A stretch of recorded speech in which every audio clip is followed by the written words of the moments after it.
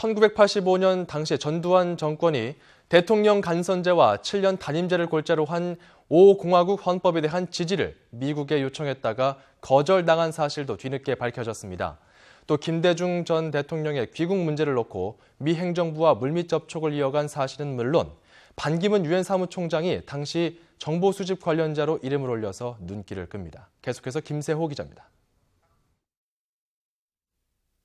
이번에 공개된 외교 문서에는 전두환 정권이 지난 1985년 4월 로널드 레이건 미 대통령에게 한국 정부의 호언을 공개 지지해 줄 것을 요구한 사실도 담겨 있습니다.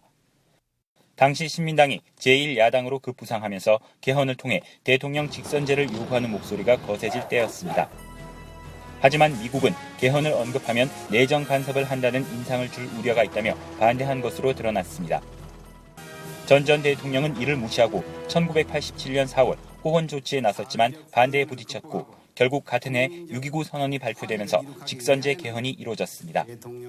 외교 문서에는 또 당시 박동진 외무장관과 면담한 그라이스틴 주한 미 대사가 다른 대안이 없다며 미국이 5.18 광주 민주화 운동을 유혈 진압한 전두환 정권을 인정한 사실도 들어 있습니다.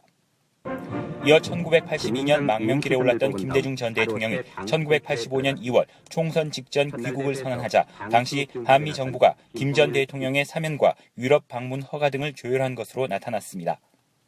전두환 정권은 김대중 전 대통령의 귀국이 총선에 악영향을 줄 것으로 보고 이를 저지하기 위해 미 정부와 중재에 나선 것으로 풀이됩니다. 이 밖에 당시 참사관 신분으로 하버드 대학에 연수 중이던 반기문 유엔 사무총장은 미국에 망명 중이던 김대중 전 대통령의 정보 수집 관련자로 등장해 눈길을 끌었습니다. YTN 김세호입니다.